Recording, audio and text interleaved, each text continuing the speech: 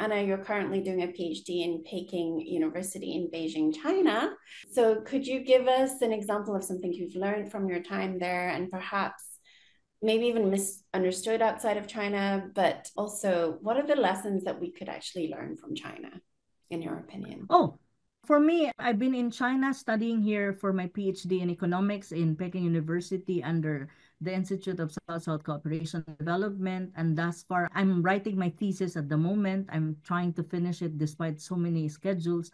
But one thing that I've learned and I've experienced living in China and being based in China at the moment is China is huge. It's like a continent, it's bigger than a continent, to be frank. Usually I travel across China, different cities, different provinces, and it's really huge, very diverse. The assumption from outside China saying that, it's a homogeneous society, no, it's not. It's a very diverse society. There are a lot of minority and ethnic groups. And of course, the Han is the majority, but there's a lot of ethnic minorities, is diverse, is a very high-tech and modern society. It's really actually an affluent society. It's not China of 20 years ago. The people are very modern and up to date.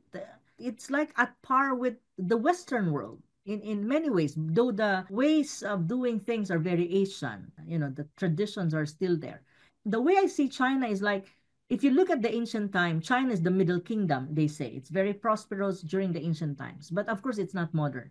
If you look at China now, at this very stage, it's a very modern, prosperous society, but you can sense that it still preserves its tradition of the ancient time. It's still there. The tradition, the dress, the practices, it's still Chinese. It's not influenced much by the Western side of the world. It's not.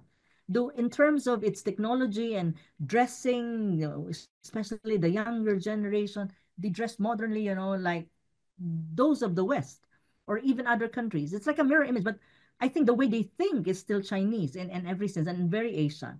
So that's something that I admire about the Chinese and even China for that matter, because they are very much open to the influences of the outside world, but still they can preserve their own tradition, their language, their culture, and their practices, and the way they do things is very much evident. So this is something that I observe with China and with the Chinese people. And I think one thing that I observe also about the Chinese people, they're very workaholic, I think. And not really workaholic in a bad way, but workaholic in a very progressive and a very productive way. They're always working. They're always working. They don't waste time. Unlike me, sometimes I'm very lazy. So, they're not lazy. Like my classmates in the university, the Chinese, they're always on time with everything, like assignments or papers. They're always on time. And even in the office, it's the same. On my side, I'm always at the deadline. When the deadline is coming, that's the time I work. It's a very Western, I think, orientation. No? But on their side, they work ahead of time. They prepare. They really prepare. So I really like it, though it's very hard to follow that footsteps for a Filipino like me. But I'm trying my best. It's hard to work with the Chinese. They're competitive. The Chinese people are very competitive, educationally speaking, and work ethics. That's why, look, from a very not so affluent, now they are the second largest economy just in less than 40 years. And also, one thing though, they're very modern and they're very high tech.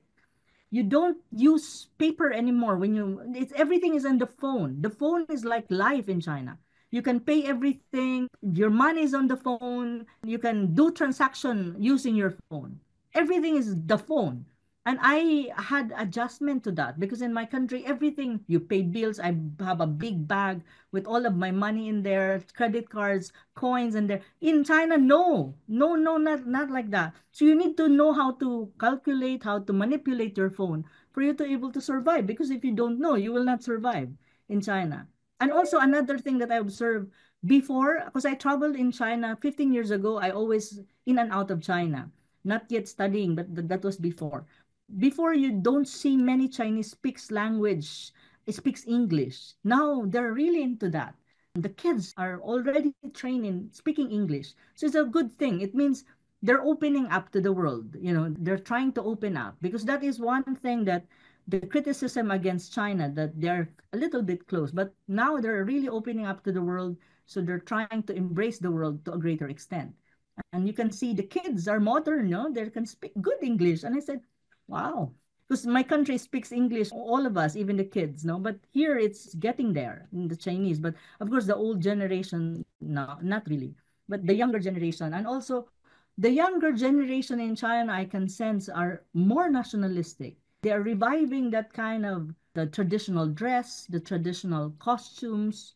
They're into it at the moment. And I'm just like, wow, because that's the reverse. Usually in my country, the young people don't even know what is our national costume. Many. But here it's the reverse. The young people here wants to wear their national costume. I said, hmm. Usually young people wants to have this hip hop thing, the trendy clothes and all of these things. But here it's kind of the reverse. To some extent, they want to explore the tradition. I watched a fashion show of the traditional dress or costumes of Chinese. They kind of fashion it in a modern way, but still Chinese these are the trends in China.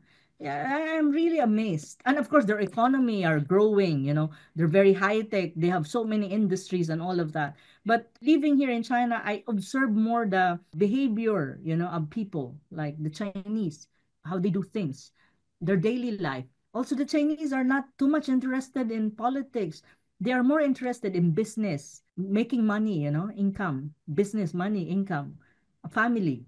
On our side, the Filipino are very political. Wherever you go, they talk about politics. Here in the restaurant, what you hear from the Chinese is, oh, I have work or business or family.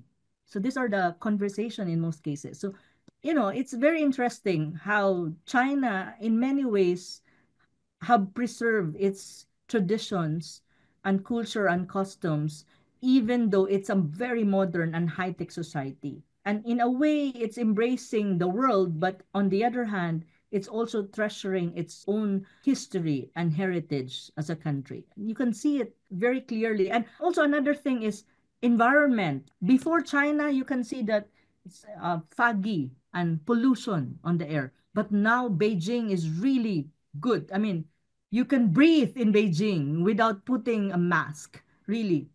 Clear sky. I'm not kidding. Before, no, you cannot do that. 10 years ago, no, you have to wear a mask or else you will get sick. But now, no, the Chinese government is committed to this climate change thing. All vehicles are electric.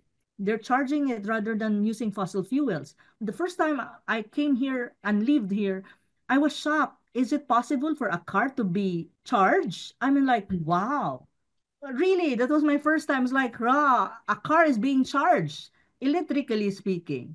But now I'm amazed all the cars, the motorbikes are electrically charged. So they're committed to this climate change and this target of COP 2030 that they will not anymore use fossil fuel until I think the target is 2060, but 2030 they're gonna, have that target.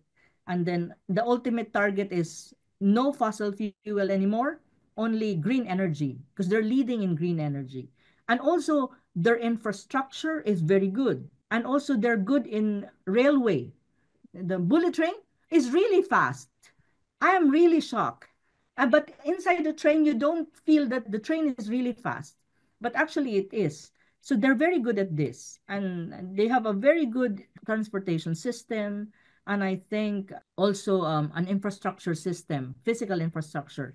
But I think China also has challenges at the moment. Like any other developed and industrialized country, I think they have a challenge when it comes to an aging population. It happened in South Korea, it happened in Japan. I'm not sure in the United States if it happened, but in many industrial countries, it's always a problem. But now I think China is facing that problem, aging population, because of being modern society. I think many women or even men, don't want anymore to have many kids.